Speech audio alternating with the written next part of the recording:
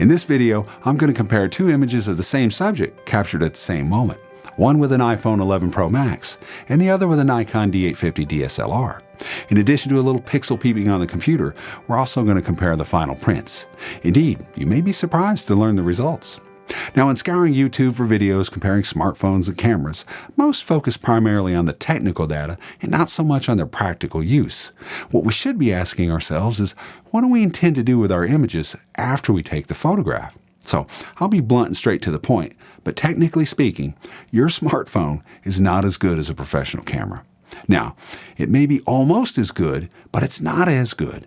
Now, before you go ballistic, though, and blow up my channel with negative comments, give me a couple minutes, and I'll tell you why your smartphone is almost as good as a professional camera like the D850. So, what do I mean when I say your smartphone is as good as a professional camera? Well, this is a bit subjective, but it depends greatly on you. In other words, how do you define good?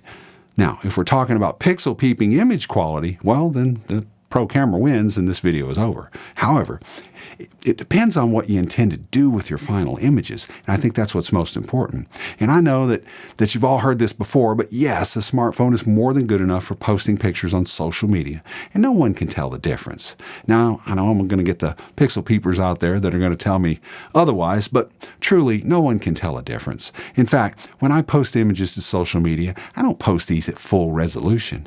But there's just no benefit to uploading a large file when someone's going to be viewing this on a small, tiny screen. Anyway, when viewing images on social media, no one really cares what camera it came from, nor can they tell. You know, it's funny when I'm asked, hey, what's the best camera? My response is always the same. Best for what? Indeed, it depends on the photographer. On that note, you may want to watch my video on how to choose the best camera for landscape photography, and I'll leave a link in the video description. But anyway, it's a good thought-provoking video, so you may want to check that out. It's aimed at helping one decide what camera is best for their specific situation. Now, when comparing an iPhone to a professional camera, there are two important points to really consider on this. One is the ergonomics and the functionality of the smartphone versus a pro camera, and the other is the image quality itself.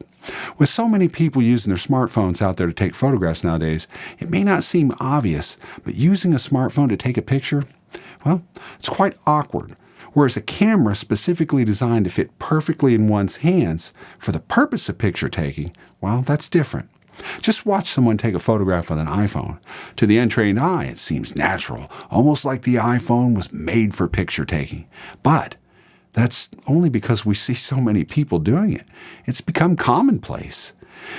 It's the definition of awkward, truly. Now, yeah, the smartphone has built-in image stabilization, but regardless, because of that big display on that phone, the phone has to be extended so far away from the body to take the photograph. It introduces a lot of camera shake. Thus, it adds a lot of unnecessary blur to the image. What's more, the phone is small and it's thin, and although that's it's a lightweight thing. It's great for hiking, but it's made to be held up to one's ear.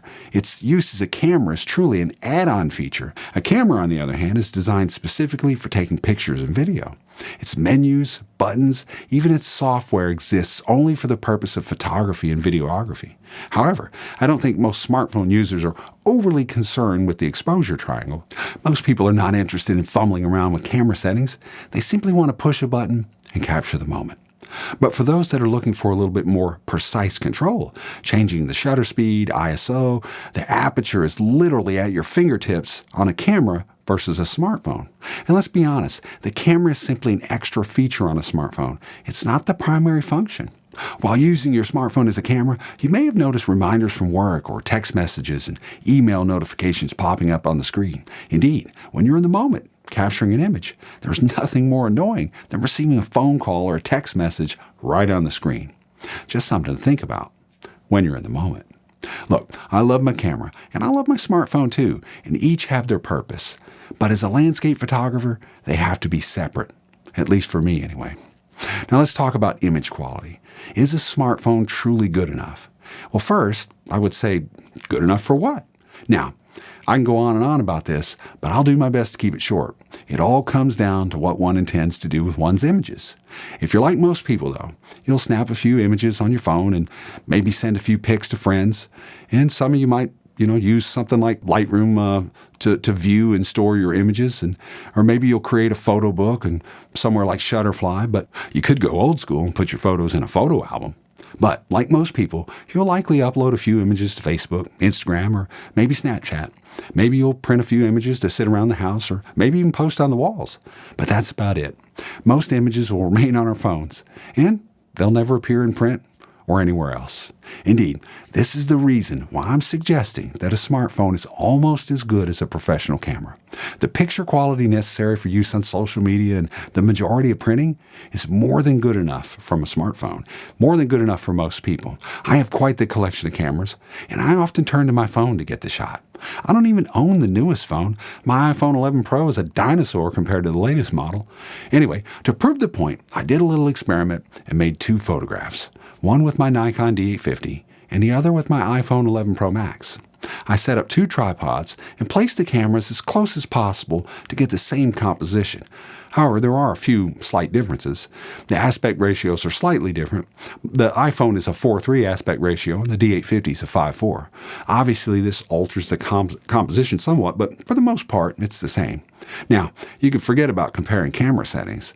You can't compare iPhone lenses to Pro lenses. They're totally different. However, I did capture this image using the iPhone's telephoto lens, which is a 52mm full-frame equivalent focal length. So with the D850 at 38mm, that's as close as I could get and still have about the same composition. Using the iPhone's telephoto lens allowed me to use the camera's optical zoom, thus avoiding digital zoom, which of course is going to help out with image quality. Moreover, both cameras were at their native ISO, that's 20 for the iPhone and 64 for the D850. It's also important to note, though, that the D850 is a 45.7 megapixel camera with a full-frame sensor. That's compared to the iPhone's 12 megapixel sensor in the sensor size of about 1/3 of an inch. However, because the image from the D850 is a 5:4 ratio, it does drop the megapixels to around 38. When comparing sensors and image quality, the larger the sensor, the better the performance. For a fair comparison, I exported the iPhone's image as a 16-bit TIFF file full size, then I imported it into Lightroom. I made a few minor edits to match the processed RAW file from the D850. To get the most detail, I double processed both images. Now, double processing involves copying the images in Lightroom. Then I process one of the images for the highlights, and I do the other one for the shadows. After that, I open these up as smart object layers in Photoshop and blend them together. This allows me to get the most detail out of the highlights and the shadows. On a side note, with the high dynamic range scene, I usually get the best results double processing an image. Honestly, it's not that difficult. Although Lightroom's masking ability is now so good, it almost eliminates the need for exposure blending. I made a video on exposure blending options for high dynamic range situations where I talk more about this in detail, and I'll put a link in the video description. Nevertheless, after blending the images, I compared the 2 images in Lightroom, and as you can see at 100%, both these look pretty good, but the D850 no doubt prevails. Now, the iPhone software did most of the image processing before I exported it. But truly, the secret is the iPhone's Super Retina display. It makes the image really pop when you're viewing it on the phone. Nevertheless, after importing the image to Lightroom, I made a few slight adjustments to the white balance, and I also added a bit of vibrance and saturation to match the image from the D850, at least as closely as I could without going overboard. Although the iPhone image does look pretty good, it lacks depth and punch. Without really aggressively cranking up the colors and saturation, it's just bland compared to the D850. Regardless, at 100% magnification, everything looks pretty good. But at 200%, you can see the increased noise in both the shadows and the highlights from the iPhone image. What stands out on the iPhone is just the lack of detail overall. It just lacks contrast. The subtle difference between lights and darks just make the image appear flat. Certainly not as good as it looked on the iPhone. On the other hand, the D850 delivers a very realistic and detailed image that's hard to match on that iPhone's tiny sensor. All right, enough of the pixel peeping. For the last part of this comparison, I printed both images. Now, if you watched my channel for any length of time, you probably know that I like to consider printing the final step of the process. In the end, there's really only 2 things that we can do with our images. 1, we post them on social media, or 2, we print. I printed both images on Hanamule's PhotoRag Baryta paper using a Canon Pro 10. Now these are 8.5 by 11-inch prints. On close inspection, both prints look pretty good. Although for the same reasons I mentioned earlier, though, the D850 looks quite a bit better. However, I wouldn't discount the iPhone photo just yet.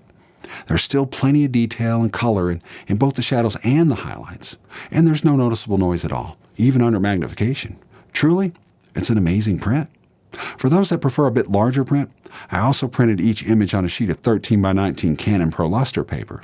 Honestly, I didn't expect the iPhone to do so well here, but as you can see, it's not bad at all.